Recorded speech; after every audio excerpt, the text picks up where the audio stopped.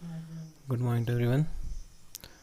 देखेंगे इसमें जैसे हमारे पास जो क्वेश्चन है, क्वेश्चन कह रहा है यहाँ पे वो कि अगर एक transfer if a transversal intersect to parallel line, अगर दो पैरेलल लाइन को कौन इंसेक्ट करता है, काटता है, इसका मतलब कौन एक ट्रांसवर्सल लाइन कट करती है, तो कह रहा है then each pair of alternate interior angle is equal. तो हर एक पेयर का इंटरनल एंगल ये होता है, अल्टरनेट एंगल इक्वल होता है, ठीक है। या दूसरा बोलो, अगर किसी का इंटरनली का अल्टरनेट एंगल इक्वल है, जैसे मान लो एक लाइन ये है, एक लाइन ये है, यहाँ पे ऐसा कुछ बन रहा है, ये एंगल किसके इक्वल है, इसके इक्वल है, तो हम कह सकते हैं कि ये दोनों लाइन क्या है, पैरेलल है, ठीक है। ये थ्योरम 6.2 है, तो इसको अच्छे से याद कर लेंगे, ठीक है। तो क्या कर रखा है, ऊपर लिख रही है आपके लिए theorem, it's a transversal intersect to parallel line then each pair of alternate interior angle is equal. अगर दो पैरेलल लाइन को एक ट्रांसवर्सल लाइन कट करती है तो ये एंगल और ये एंगल दोनों क्या होते हैं, इक्वल होते हैं। या कह सकते हैं इसी का रिवर्स, अगर ये दोनों एंगल इक्वल हैं तो ये दोनों लाइन क्या है, इक्वल होंगी। तो भी बीच में क्वेश्चन आएगा कि प्रूव करो ये दोनों लाइन इक्वल हैं, तो हमने प्रूव करना पड़ेगा कि इंटरनल एंगल इक्वल है, सो ये दोनों भी इक्वल होंगे। क्यों? Because the theorem 6.2 said that if a transversal intersect two parallel line then each pair of alternate interior angle is equal। ठीक है, क्लियर रहेगा आप लोगों को, ये समझ में आ जाएगा। तो इसको हम लोग देख लेंगे। 6.2 का जो थ्योरम थी, खाली बस 6.2 लिखना, उसके आगे को ये थ्योरम लिख देना जो आपको ऊपर दिख रही है। इसके बाद और कोई प्रॉपर्टी ऐसी कुछ खास प्रॉपर्टी नहीं है। इसका 6.3 देखिए, 6.3 उसी का रिवर्स है। If a transversal intersect to line such that a pair of alternate interior is equal then the two line are parallel. तो 6.3 देख रहे हैं आप ऊपर को लिखी हुई, ठीक है, ये भी लिख लेंगे साथ में। क्या देख रहे हैं, if a transversal intersect to line such that a alternate interior equal then the two lines are parallel. तो अगर ये दोनों पैरेलल हैं तो ये क्या है, दोनों लाइन भी क्या है आपस में, ये दोनों इक्वल हैं तो ये क्या होगा, लाइन पैरेलल होगी। जैसे मान लो ए लाइन है, ये बी लाइन है, हम कहें अगर एंगल 1 एंगल 2 के इक्वल है, एंगल 1 एंगल 2 के इक्वल है, तो हम कह सकते हैं कि ए पैरेलल है किसके, बी के। तो ए लाइन किसके पैरेलल है, बी के पैरेलल है, हम लोग कह सकते हैं। इसका कहने का मतलब यही है। उसका 6.4 कह रहा है, if a transversal intersect to parallel line then each pair of interior angle on the same side is a transversal is supplementary. Supplementary का मतलब होता है कितना, 180। सप्लीमेंट्री का मतलब होता है कितना डिग्री, 180 डिग्री। तो देखिए 6.4 कहती है, बाकी समझा दे रहा हूँ मैं आपको, बस ये समझ में आना चाहिए, सारी चीज़ें हमने पढ़ रखी हैं। 6.4 कह रही है, if a transversal intersect to parallel line, अगर कोई ट्रांसवर्सल क्या हो, जो तिरछी लाइन को ट्रांसवर्सल कहते हैं, अगर तिरछी लाइन किसी दो पैरेलल लाइन को कट करती है, then each pair of interior angle, each pair of interior angle, interior कौन सा बना, ये अंदर के एंगल है, एक पेयर ये हो गया, एक पेयर कहाँ है, ये हो गया। तो interior angle is equal then the interior angle on the same side of a transversal is supplementary. इन दोनों का जो भी सम आएगा, एक्स और वाई का जो भी सम आएगा, एक्स प्लस वाई को प्लस करोगे तो कितना आना चाहिए, 180 आना चाहिए, ठीक है। तो इसका हमें फ़ायदा कहाँ होगा, ऐसे के दो लाइन पहला दी होंगी, ऐसे कट कर रखा होगा, अगर एक लाइन 60 दे दी होगी तो हमें पता चल जाएगा कि ये कितना है, 120, अगर ये दोनों पहला लाइन है तो, ठीक है। तो यहाँ से पता कर सकते हैं हम लोग, क्लियर, समझ में आ गया। और कहाँ से पता कर सकते हैं, और हम लोग बता सकते हैं कि ये एक लाइन इसके पैरेलल है, कब पैरेलल है, जब इन दोनों का सम कितना आ रहा है, 180 आ रहा है, इससे भी हम लोग पता कर सकते हैं, ठीक है। अब 6.5 कह रही है, if a transversal intersected to line such that a pair of interior angle on the same side of the transversal is supplementary then the lines are parallel. देखो वही रिवर्स है दोनों का। पहले वाले में कहता है कि अगर दो लाइनें पैरेलल हैं तो ये दोनों एंगल क्या होंगे, इक्वल होंगे। दूसरा वाला कहता है कि अगर ये दोनों एंगल इक्वल हैं तो ये दोनों लाइन क्या होंगी, पैरेलल। तो दो खत्म हो गई, 6.2 6.3 ये हो गई। 6.4 क्या कहता है, अगर दो लाइन पैरेलल है, उनको ट्रांसवर्सल लाइन कट कर रही है, तो ये जो इंटीरियर एंगल है इन दोनों का सम कितना होगा, कहता है 180 होगा। और कहता है कि अगर कभी आपको ऐसे किसी का सम 180 दिख रहा है, इस एंगल और इस एंगल का सम 180 दिख रहा है, तो समझ जाना कह रहा है कि ये दोनों लाइनें क्या होंगी, आपस में पैरेलल होंगी, आप लोगों को समझ जाना है। तो ये 500 की ये जो जितनी चारों की चारों थ्योरम आप लोग लिख लेंगे, ठीक है। और लिखने के बाद बस इसको इतना ही है, कोई एग्जाम्पल लिखना ही नहीं है, बस आपको याद रखना है कि ऐसा होता है, ठीक है। एक्सरसाइज 6.2 है। एक्सरसाइज 6.2 को देखें तो इसका पहला क्वेश्चन कहता है एक लाइन यहाँ पे को, एक लाइन यहाँ आपको ड्रॉ कर रखी है, इसको एक लाइन कट कर रही है, ये कह रहा है 50 डिग्री है, तो और ये कितना है 130 डिग्री है।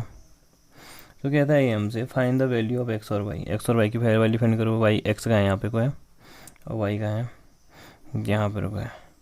एक्स और वाई की वैल्यू फाइंड करो कह रहा है, find the value of x and y and then show that A B parallel to C D.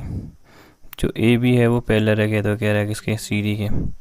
तो ए बी किसके पैरेलल है कह रहा है, सी डी के पैरेलल है, ये हमारा प्रूव करो कह रहा है।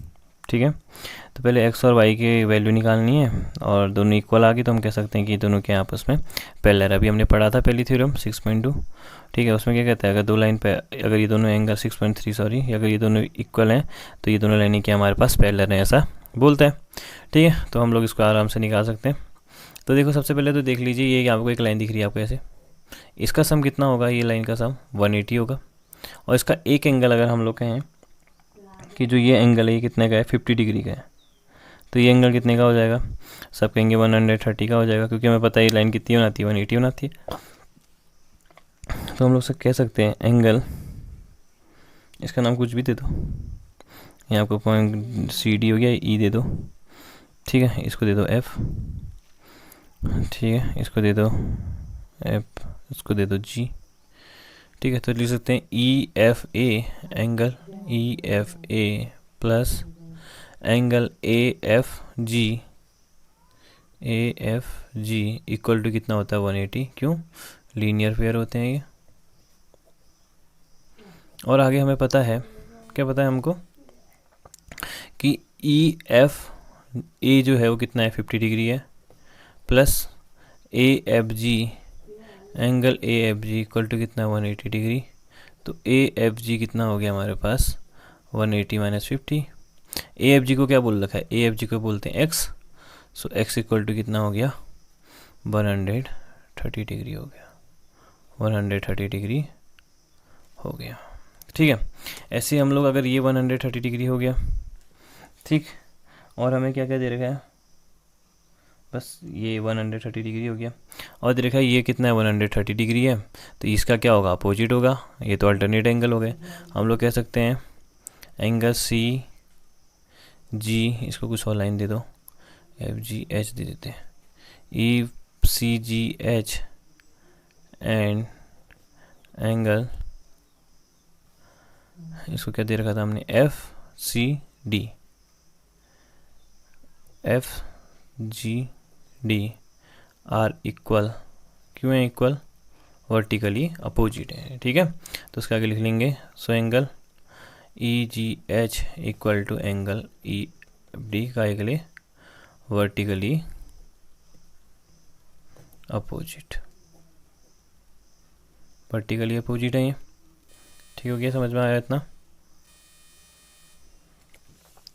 तो हम लोग इसको लिख सकते हैं वर्टिकली अपोजिट है, तो ये क्या हो जाएगा, एंगल एफ जी डी, इसको क्या बोलते हैं वाई, इक्वल टू कितना है 130 degree. Angle x equal to angle y दिख रहा है हमें, ये क्या हमारे पास अल्टरनेट एंगल है, angle. So by theorem, so by theorem, कौन सी थ्योरम है हमारे पास 6.2, तो theorem 6.3 A B parallel to C D, तो ए बी किसके पैरेलल हो जाएगी, सी डी के पैरेलल हो जाएगी। थ्योरम 6.32 नहीं लिख रहे हो तो क्या लिख सकते हो, we already know if two angles, if alternate angles are equal then lines are also parallel. ठीक है, तो लिख सकते हैं ऐसा करके, तो आप बना लेंगे इसको। ठीक है, तो जो आपको क्वेश्चन दिख रहा है क्वेश्चन नंबर 2, कुछ ऐसा दिख रहा होगा, 1 2 3 लाइन है, ये तीनों आपस में, एक इसके पैरेलल है, ये इसके पैरेलल है। ठीक है, क्वेश्चन में पहले से मेंशन है, इसको ट्रांसवर्सल लाइन कर ये एक्स है, ये हमारे पास वाई है, और ये हमारे पास जेड है। तो हमने बताना है, बहुत ही ईजी क्वेश्चन है, ए बी सी फाइंड करो कह रहा है। ठीक है, तो हमने एक्स फाइंड करना है, बी हो गया, ये हमारे पास सी हो गया, ये डी, ये ई, और ये एफ हो गया। ठीक है, तो कह रहा है कि एक्स रेशियो जो हमारे पास जेड है वो कितना है 3:7 है, और फाइंड करो कह रहा है, एक्स को बताओ कह रहा है, find the value of x, x की वैल्यू फाइंड करना है। और क्या कह रहा है, ए बी पैरेलल कह रहा है सी डी के, ए बी जो पैरेलल है वो सी डी के, और जो सी डी जो पैरेलल है वो हमारे पास किसके पैरेलल है, ई एफ के पैरेलल है, ई एफ के पैरेलल है। तो बताओ कह रहा है कि वैल्यू ऑफ जेड क्या होगी। तो सबसे पहले तो सिंपल सा देखो, इन दोनों का सम कितना होना चाहिए, 180 डिग्री होना चाहिए, सिंपल सी बात है। एक्स क्या होना चाहिए, 180 डिग्री होना चाहिए। तो देखो x plus y equal to कितना होना चाहिए, 180 डिग्री होना चाहिए, समझ में आ रहा है। और देखो यहाँ को y जितना होगा उतना ही क्या होगा हमारे पास, और जो इतना y होगा उससे हम लोग क्या निकाल सकते हैं, ये वाली वैल्यू निकाल सकते हैं। कैसे, क्योंकि देखो ये आपस में पैरेलल लाइन्स है, ये पैरेलल है किसके, इसके है, इसको एक ट्रांसवर्सल लाइन कट कर रही है। तो हमने पढ़ा था कि कॉरस्पॉन्डेंस एंगल क्या होते हैं। ये एंगल अगर एक्स है, सॉरी कौन सा एंगल एक्स है, अगर ये एंगल हमारे पास एक्स है, यहाँ पे कोई एंगल है ना, यहाँ पे कोई एंगल एक्स है, तो ये एंगल के अनुसार हमारे पास वाई है, तो ये एंगल क्या हो जाएगा, ये एंगल फिर से एक्स होगा, क्योंकि कॉरस्पॉन्डेंस एंगल क्या होते हैं, एक एंगल छोड़ के दूसरा एंगल होता है। अगर दो लाइन हमारे पास पैरेलल हैं, तो अगर ये एंगल है तो ये वाला एंगल छोड़ दो, ये एंगल भी क्या होगा, एक्स होगा, दोनों इक्वल होंगे। तो ये कितना एक्स कितना दे रखा है हमें, 3 दे रखा है, तो हम लोग मान सकते हैं ये 3x है, और वो कितना है 7x है, मान सकते हैं ये 3x हो गया, ये 7x हो गया, ये कितना हो गया 3x हो गया। अगर ये 3x हो गया तो z कितना हो गया 7x, ये अगर ये 3x है, y हमें नहीं पता, y पता है हमें 3x, सॉरी ये गलत लिखने की उससे पूरा गड़बड़ हो गया, y/3 z है, ठीक है, y हमारे पास 3 है, तो y अगर हमारे पास 3 है और x कितना है, x हमें फाइंड करना है, तो y अगर हमारे पास 3 है तो ये कितना हो जाएगा हमारे पास, ये निकाल लेंगे हम लोग कितना 180 माइनस 3x, और z कितना हमारे पास 7 है। अगर z 7 है तो ये भी कितना होगा 7 होगा, क्योंकि एक ही हमारे पास पैरेलल लाइन है यहाँ पे कोई। अगर ये एंगल हमारे पास 7x है तो ये एंगल भी कितना हो जाएगा 7x हो जाएगा। अगर ये एंगल 7x है तो ये वाला एंगल भी कितना हो जाएगा, x भी कितना होगा 7x हो जाएगा। तो शायद कुछ समझ में आया होगा आप लोगों की, आया कि नहीं आया, नहीं आया तो एक बार थ्रू से देख लेते हैं। ठीक है, ये 3 लाइन दिख रही है आपको, 2 लाइन से कौन सा समझ लेते हैं। हमें पता है कि अगर एक ट्रांसवर्सल कांड करें, जितना एंगल ये होगा उतना एंगल कौन सा होगा, यहाँ पे को होगा, एक लाइन ऊपर है। हमें पता है कि ये जो जेड है कितना है 7x है, तो ये भी कितना हो जाएगा 7x। अगर ये 7x है तो ये भी कितना होगा 7x होगा, क्योंकि क्रॉसपॉन्डेंस एंगल होंगे, 7x हो जाएगा। 7x plus 3x, 7x plus 3x, Z कितना है हमारे पास, जेड हमारे पास 3x है, और ये कितना है y कितना है 7x है। तो हमें पता है x plus y equal to कितना है 180 है, पता है ना, ये दोनों का इन दोनों का सम 180 है। और हमें पता है x equal to angle x equal to z होगा, x इक्वल टू जेड होगा। क्यों होगा, क्योंकि पहले तो यहाँ को कुछ नाम देना पड़ेगा, इसका नाम दे देता हूँ मैं ABCD, कुछ दे देता हूँ angle D, angle z equal to angle D होगा, angle z equal to angle D होगा। ठीक है, क्यों होगा, क्योंकि ये हमारे पास क्या है अल्टरनेट एंगल है, अल्टरनेट एंगल है। ठीक है, और एंगल D इक्वल टू कितना होगा, एंगल x होगा। ठीक, तो क्यों होगा, ये होगा हमारे पास कॉरस्पॉन्डेंस एंगल, ये हमारे पास कॉरस्पॉन्डेंस एंगल है। ठीक है, इतना अगर लॉजिक समझ में आ गया तो आपको समझ में आ जाएगा कि z कितना था हमारे पास 7x है, तो d भी कितना हो गया 7x अगर d है तो x कितना हो गया 7x हो गया। तो हमें पता है x प्लस वाई कितना होना चाहिए 180 होना चाहिए, तो angle x plus angle y equal to कितना है 180 डिग्री। आप यहाँ से लिखना शुरू कीजिएगा। ठीक, तो एंगल x इक्वल टू कितना हो जाएगा, अभी बता रखा है एंगल x इक्वल टू कितना होगा 7x plus 3x equal to कितना है हमारे पास 180 डिग्री। तो ये बन जाएगा 10x equal to 180, so x equal to कितना हो गया 18। अगर x 18 हो गया तो हम लोग निकाल सकते हैं यहाँ से, x को क्या मान रखा है हमने 7x, x equal to 7x। ठीक है, तो 7 इंटू 18, 18 इंटू 7 कर, तो 18 इंटू 7 कितना हो गया 128 हो गया। ठीक है, 126 सॉरी 126 हो गया कि 18 7 जा 126। ठीक है, तो x इक्वल टू कितना हो जाएगा 126 हो जाएगा। ठीक है, वही हमने फाइंड करनी थी, यहाँ एक्स की वैल्यू फाइंड करनी, तो एक्स इक्वल टू कितना आ गया 126 हो गया। आई वो समझ में आया होगा आपके कैसे हुआ, ये आपस में कैसे बनेंगे एंगल देख लेते हैं एक बार जल्दी से, और जूम कर लेता हूँ इसको यहाँ पे को मैं। तो देखिए ये यहाँ पे को हमारे पास ये फिगर है, इसमें जाना ये एंगल जितना होगा उतने एंगल यहाँ पे को होगा। कैसे पता चला, ये दोनों के अल्टरनेट एंगल हैं, ये दोनों के आपस में क्रॉसपेंडेंस है। अगर ये जेड है तो ये भी कितना जेड हो जाएगा, और ये भी कितना हो जाएगा जेड हो जाएगा। और जेड की वैल्यू हमें यहाँ पे दे रखी, देखो जेड इक्वल टू 7x दे रखा है। तो अगर ये 7x है तो ये भी कितना है 7x, और ये 7x है तो ये भी 7x। इन दोनों का सम कितना होने वाला है 180 होने वाला है। तो वही लिखा है हमने यहाँ पे को, आपको लिखा है ये 7x plus 3x equal to 180, तो 10x equal to 180, x equal to 18। अगर x इक्वल टू 18 आ गया तो हमें पता चल गया, तो 3x निकाल देंगे, यहाँ पे x की वैल्यू निकालनी है, x का 7x है तो कितना आ गया 118 आ जाएगा। अगर आ गया समझ में तो ठीक है, अगर नहीं आया है तो प्लीज़ एक बार पूछ लीजिएगा मेरे से कैसे हुआ क्या हुआ, ठीक है, क्योंकि इंपॉर्टेंट क्वेश्चंस हैं ये सारे। Thank you for watching.